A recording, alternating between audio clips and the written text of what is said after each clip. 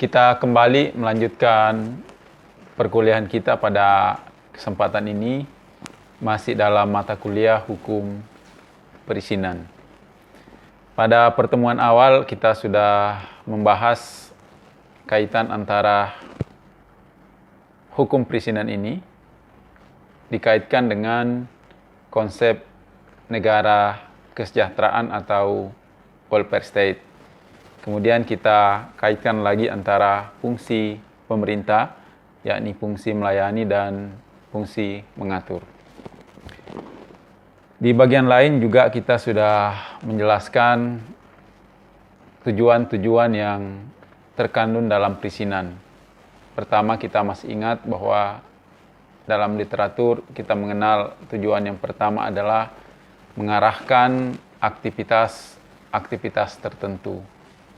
Yang kedua adalah melindungi bahaya bagi lingkungan atau yang kita kenal biasa dengan izin-izin yang terkait dengan lingkungan. Yang ketiga adalah izin dimaksudkan untuk melindungi objek-objek tertentu. Yang keempat adalah izin dimaksudkan untuk sebagai alat atau instrumen untuk membagi sumber daya yang sifatnya terbatas. Di pertemuan lalu, salah satu contoh yang kita jelaskan atau kita sebutkan adalah frekuensi. Bahwa frekuensi itu adalah sumber daya publik yang sifatnya terbatas, oleh karena itu harus dikelola sedemikian rupa, diatur sedemikian rupa, sehingga bisa dimanfaatkan dengan sebaik-baiknya. Caranya itu adalah mengaturnya melalui perizinan. Kemudian yang terakhir, fungsi dari perizinan adalah menyeleksi orang-orang atau aktivitas tertentu. Misalnya dalam surat izin mengemudi.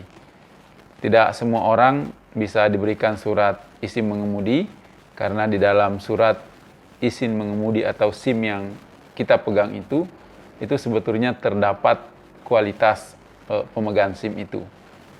Dalam SIM yang kecil yang kita bawa sehari-hari ketika kita berkendara, di situ melekat kualitas kita. Karena syarat untuk memperoleh SIM itu, misalnya kita harus sehat jasmani dan rohani.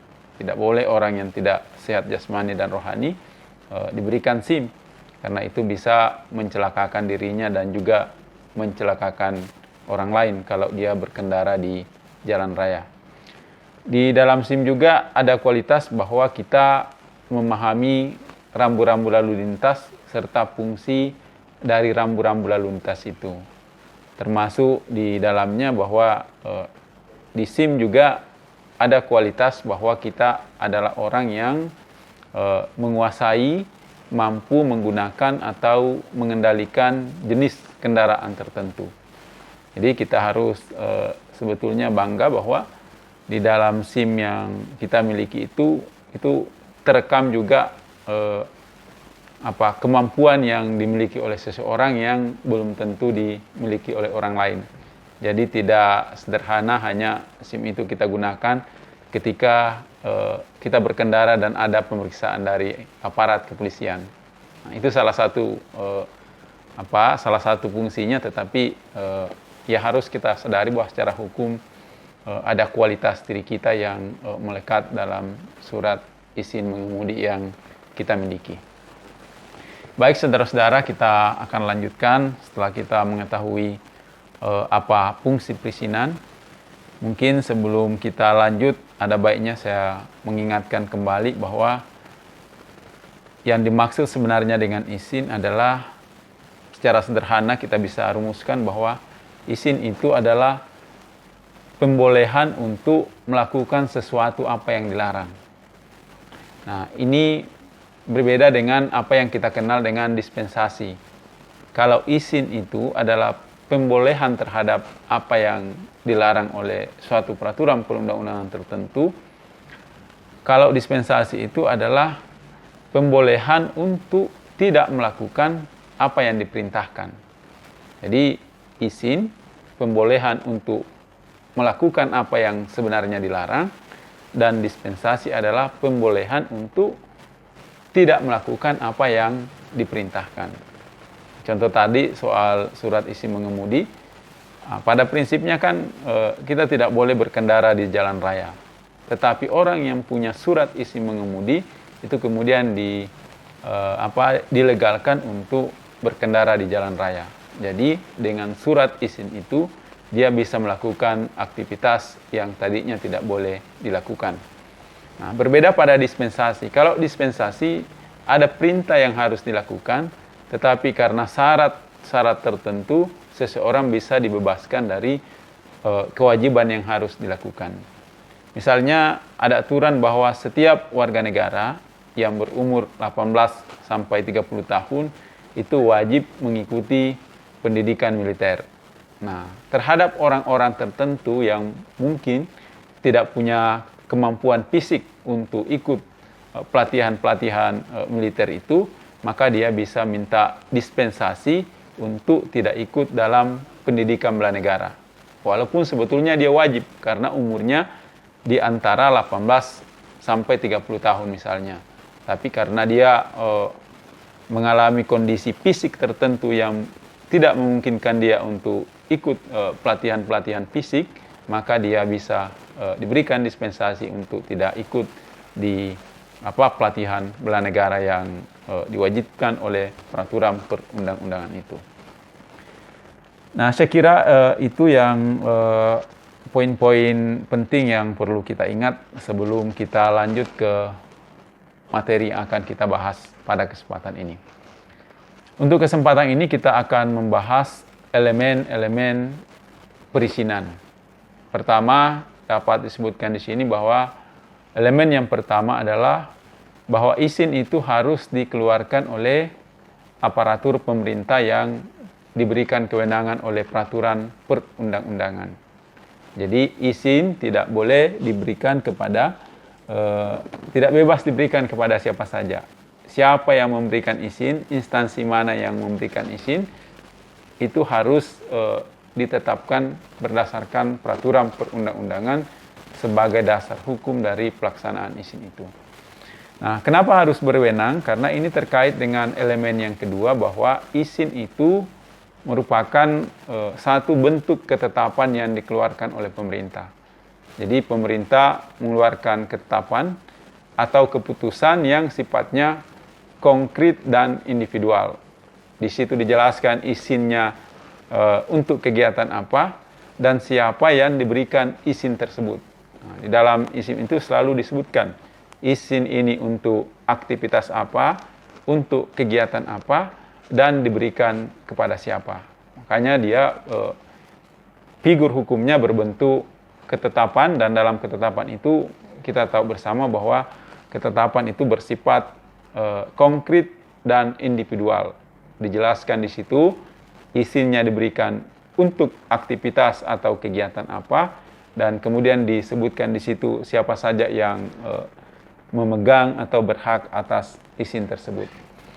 Nah, elemen yang ketiga adalah di dalam izin tentu ada persyaratan-persyaratan, baik itu persyaratan yang bersifat umum, termasuk juga persyaratan yang sifatnya penunjang. Misalnya kita ambil contoh untuk izin tinggal bagi warga negara asing di Indonesia. Jadi bagi warga negara asing yang ingin tinggal di Indonesia, itu pada dasarnya itu tidak boleh dilarang, tidak boleh warga negara asing tinggal di Indonesia. Tetapi terhadap mereka yang mendapat izin, baik itu izin kunjungan, izin tinggal sementara, atau izin tinggal tetap, maka dengan izin itu warga negara asing tadi bisa tinggal, bahkan bisa menetap di Indonesia.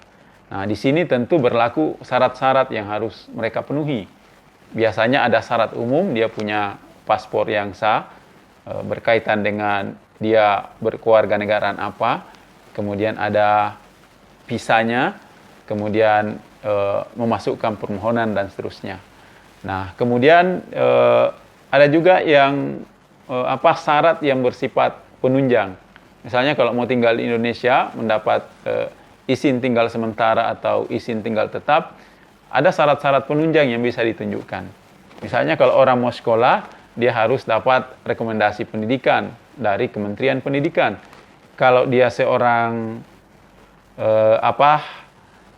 rohaniawan atau tokoh agama, maka dia harus mendapat rekomendasi dari Kementerian Agama. Atau kalau dia punya keluarga di Indonesia dan ingin berkumpul dengan keluarganya di Indonesia, maka dia harus menunjukkan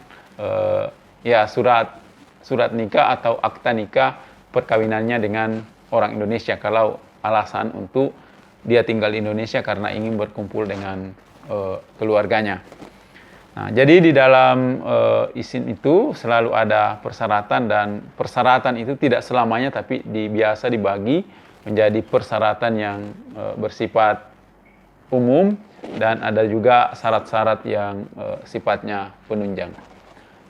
Nah, yang keempat di dalam izin juga sebagai unsur atau elemen dari perizinan, selalu dalam perizinan itu ada prosedur untuk memperoleh izin itu. Prosedur itu dimulai dari mana? Biasanya dimulai dari permohonan dan akan berakhir dengan keluarnya izin atau tidak keluarnya izin karena syarat-syarat tadi tidak terpenuhi. Nah, selain prosedur ada juga namanya proses.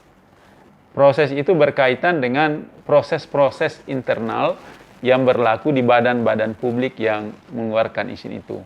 Kalau kita biasa ke pelayanan perizinan terpadu, ketika berkas atau dokumen yang menjadi syarat kita masukkan, maka di dalam itu akan dilakukan oleh proses dari meja 1 ke meja 2, dari meja 2 ke meja 3, kemudian ditandatangani dan seterusnya.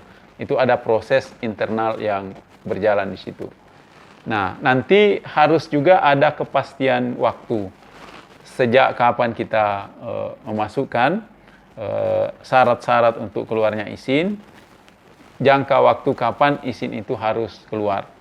Misalnya 2 hari, misalnya 3 hari, 4 hari, dan 5 hari itu harus dipublish secara transparan. Supaya masyarakat yang mengurus perizinan itu punya kepastian waktu. Waktunya tidak habis untuk menunggu tanpa kepastian. Nah, ini juga menjadi salah satu standar pelayanan publik yang baik. Bahwa ketika masyarakat berurusan di loket-loket pelayanan publik, dia harus dapat kepastian waktu kapan urusannya selesai. Ini juga berlaku di dalam perizinan. Nah, kemudian elemen yang kelima berkaitan dengan biaya. Nah, biaya ini harus biasa kita kenal ada standar tarif untuk satu izin, untuk satu kegiatan tertentu. Dan biaya ini harus didasarkan pada surat keputusan yang dibuat oleh instansi yang berwenang. Jadi tarifnya dihitung sedemikian rupa, kemudian tarif yang muncul dari pelayanan itu tadi dituangkan dalam surat keputusan. Jadi setiap orang yang datang berurusan itu dikenakan tarif yang sama. Tidak boleh si A tarifnya sekian, si B tarifnya sekian. Itu harus sama karena ada standar biaya yang diberlakukan sebagai unsur atau elemen dari perizinan itu. Nah, yang keenam tentu ada pengawasan terhadap penyelenggaraan perizinan. Nah, kita tahu kalau di Undang-Undang Pelayanan Publik ada yang disebut dengan pelaksana pelayanan publik, ada juga penyelenggara pelayanan publik. Nah, yang melaksanakan itu adalah pihak-pihak yang ada di loket pelayanan. Tapi di atasnya itu ada atasan yang melakukan pengawasan, melakukan monitoring terhadap aktivitas yang dilakukan oleh staf-staf yang bertugas di loket-loket pelayanan publik itu. Maksudnya supaya prosedur tadi, proses tadi, dan jangka waktu tadi itu betul-betul bisa terpenuhi dan dipenuhi. Sehingga masyarakat yang datang berurusan punya kepastian waktu dan kepastian hukum. Nah,